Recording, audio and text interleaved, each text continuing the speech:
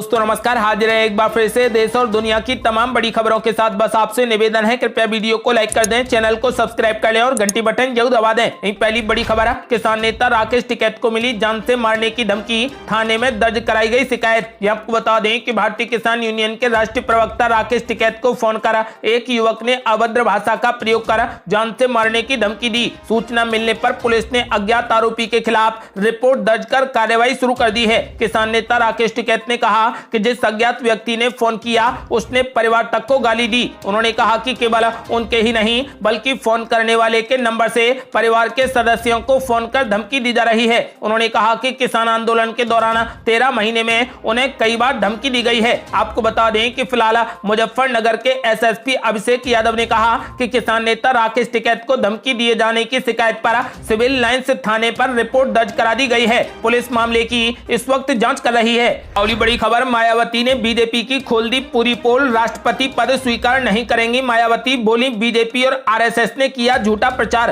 आपको बता दें कि यूपी चुनाव खत्म होने के साथ ही मायावती ने बीजेपी पर बड़ा आरोप लगा दिया है। मायावती ने कहा कि आरएसएस के लोगों ने हमारे लोगों के बीच में प्रचार करवाया कि बीएसपी की सरकार नहीं बनने पर बहन जी को राष्ट्रपति बना दिया जाएगा। मायावती ने अपने आधिकारिक ट्विटर हैंडल से इस बात की जानकारी दी। मायावती ने कहा कि देश की राष्ट्रपति बनना तो दूर की बात है, वो इस बारे में सपने में भी नहीं सोच सकती हैं। उन्होंने आगे कहा कि आरएसएस और बीजेपी के नेताओं को यह मालूम है कि काशीराम जी ने भी इनका ये प्रस्ताव अस्वीकार कर दिया था, फिर मैं तो उनके पद चिन्हों पर चलने वाली उनकी एक शिष्या हूं। इसके साथ ही सोशल मीडिया पर मायावती की चुनाव में भूमिका पर अब सवाल उठने लगे हैं। गौरतलब है कि हाल ही में यूपी में विधानसभा चुनावों में मायावती और उनकी पार्टी बीएसपी साइलेंट मोड में नजर आई। चुनाव प्रचार देखकर लगा ही नहीं कि मायावती भी चुनाव जीतने की कोशिश कर रही हैं। यही वजह रही कि मायावती के परंपरागत वोट बैंक मानी जाने वाली जातियों के वोट भी उनसे खिसक कर बट गए। बीजेपी ने बसपा के वोट बैंक में अच्छी सेंधमारी की और अब उसे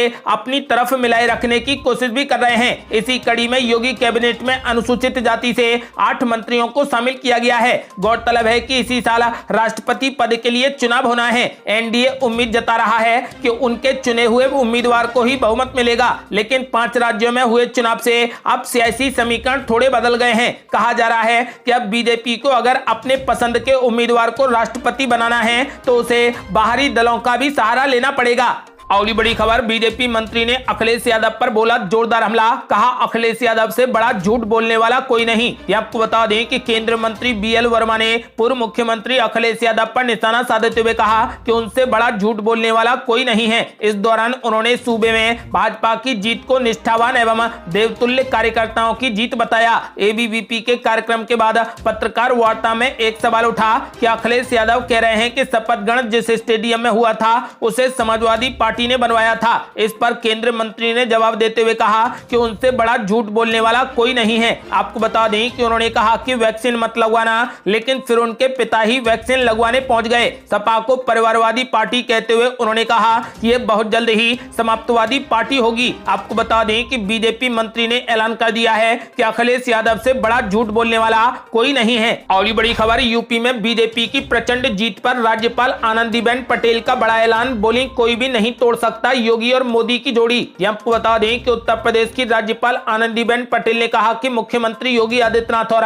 पीएम नरेंद्र मोदी की जोड़ी को कोई भी नहीं तोड़ सकता है। हाल ही में यूपी विधानसभा चुनाव में बीजेपी को मिली जीत के संदर्भ में उन्होंने ये बात कही। राज्यपाल आनंदीबेन पटेल ने कहा कि यूपी की जनता के अलावा बड़ी संख्या में उत्तर भारतीयों ने बीजेपी की जीत में अहम भूमिका निभाई, जो गुजरात में बसे हुए हैं। बड़ौद में समस्त पाटीदार आरोग्य ट्रस्ट द्वारा बनाए जा रहे किरण मेडिकल कॉलेज की आधारशिला कार्यक्रम में उन्होंने ये बात कही। आनंदीबेन पटेल ने कहा कि दोस्तों, हमने यूपी में सरकार बना ली है, मोदी योगी की जोड़ी को कोई भी नहीं तोड़ सकता है। यूपी में मिली जीत के लिए कई लोगों ने बीजेपी को सपोर्ट किया है। कई लोग बीजेपी का प्रचार करने सूरत से यूपी गए। यूपी में 35 सालों के बाद कोई पार्टी दोबारा जीत कर आई है। उन्होंने आगे कहा कि आपको हमें बधाई देनी चाहिए। इस जीत में उत्तर भारतीयों का बहुत बड़ा हाथ है, जिन्होंने गुजरात में रहकर बीजेपी को सपोर्ट किया है। आपको बता दें कि उत्तर प्रदेश की राज्यपाल आनंदीबेन पटेल ने साफ कर दिया है कि योगी और मोदी की जोड़ी को कोई भी नहीं तोड़ सकता है। और बड़ी खबर, द कश्मीर फाइल्स फिल्म को बैन करने की मांग करते हुए मौलाना का बड़ा ऐलान, बोले खुदा कसम तुम मिट जाओगे। वीडियो हुआ वायरल। आपको बता दें कि रिलीज के 2 हफ्ते से ज्यादा बीतने के बाद भी विवेक अग्निहोत्री की फिल्म द कश्मीर फाइल्स को लेकर विवाद जारी है। जम्मू कश्मीर के मौलाना ने फिल्म पर प्रतिबंध लगाए जाने की मांग की है। जम्मू कश्मीर के राजौरी स्थित जामिया मस्जिद में जनता को संबोधित करते हुए मौलाना फारूक ने कहा कि फिल्म में मुसलमानों के दर्द और उनकी तकलीफों को नजरअंदाज किया गया है। उन्होंने आरोप लगाया कि यह फिल्म मुसलमानों के खिलाफ लोगों में नफरत भरने और मुसलमानों को कमजोर करने के इरादे से बनाई गई है। मौलाना फारूक ने कहा कि हम द कश्मीर फाइल्स बनाने वालों की निंदा करते हैं। क्या उन्हें हमारा दर्द दिखाई नहीं दिया? फिल्म में सिर्फ कश्मीरी पंडितों पर पूरा फोकस क्यों रखा गया है? मस्जिद में भड़काऊ भाषण देते हुए मौलाना फारूक ने कहा कि हमने इस देश पर 800 सालों तक राज किया, हिंदू सिर्फ 70 सालों से देश चला रहे हैं। आप हमें हमारी पहचान से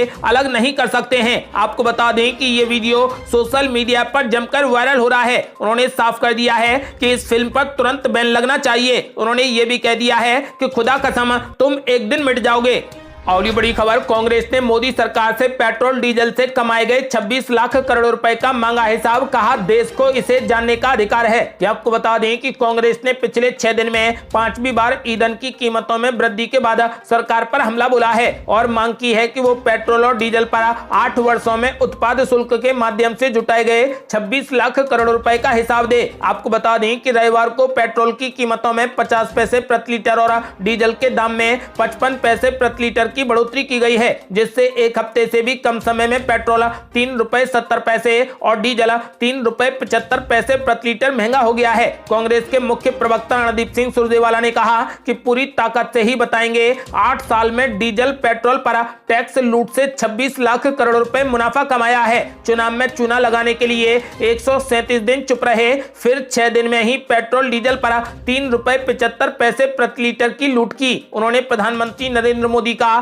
एक पुराना वीडियो भी पोस्ट किया जिसमें विपक्ष द्वारा पेट्रोल की कीमतों में कमी के लिए उनके नसीब को श्रेय देने की बात कही गई है। कांग्रेस प्रवक्ता पवन खेड़ा ने कहा कि राहुल गांधी को धन्यवाद, जिन्होंने कहा था कि चुनाव के बाद तुरंत ईंधन की कीमतें बढ़ाई जाएंगी। सरकार ने बढ़ोतरी के लिए कुछ दिनों तक इंतजार किया। पवन खेड़ा ने कहा कि कांग्रेस अकेली पार्टी है जो इसे सिर्फ चुनाव जीतने से ज्यादा सार्वजनिक मुद्दे के तौर पर उठा रही है। आपको बता दें कि फिलहाल कांग्रेस ने साफ कर दिया है और मोदी सरकार से हिसाब मांगा है। आपको बता दें कि फिलहाल कांग्रेस ने मोदी सरकार पर जोरदार हमला बोलते हुए पेट्रोल डीजल से कमाए गए 26 लाख करोड़ रुपए का हिसाब मांगा है। और ये बड़ी खबर, पेट्रोल और डीजल की बढ़ती कीमतों के खिलाफ कांग्रेस ने खोला मोर्चा, मोदी सरकार के खिलाफ 3 दिनों का प्लान किया तैयार। आपको बता दें कि पेट्रोल और डीजल की लगातार बढ़ती कीमतों के खिलाफ कांग्रेस ने मोदी सरकार को घेरने का 3 दिवसीय प्लान तैयार किया है। खबर है कि पार्टी ने नेताओं और कार्यकर्ताओं को विरोध प्रदर्शन करने और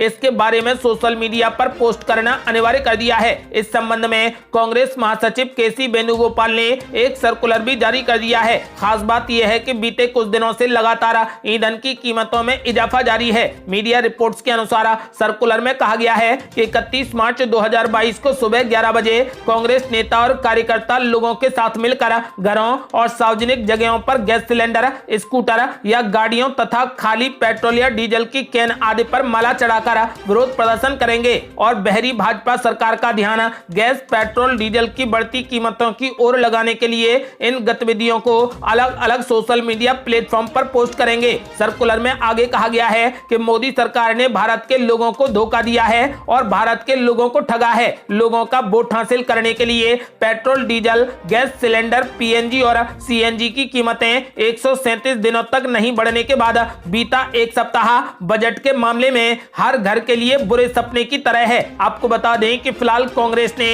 बीजेपी को घेरने के लिए 3 दिनों का प्लान तैयार किया है। और ये बड़ी खबर, यूपी में नई सरकार बनने के बाद अखिलेश यादव ने बीजेपी पर बोला जोरदार हमला।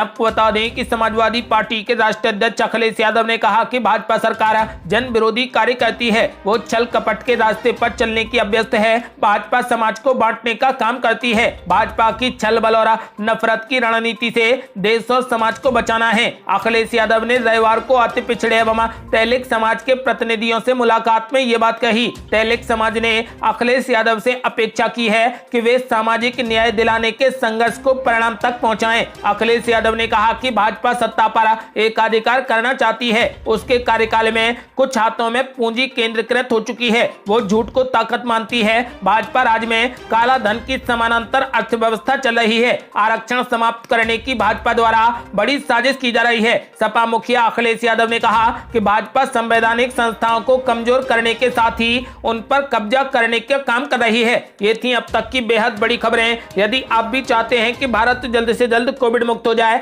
तो इस वीडियो को लाइक कर अपनी राय हमें कमेंट बॉक्स में जरूर दें। यदि आपने अभी तक हमारे चैनल को सब्सक्राइब नहीं किया है तो कृपया चैनल को सब्सक्राइब कर घंटी बटन जरूर दबा दें। जल्दी मिलते हैं बड़ी अपडेट के साथ। तब तक के लिए जय हिंद, जय भारत।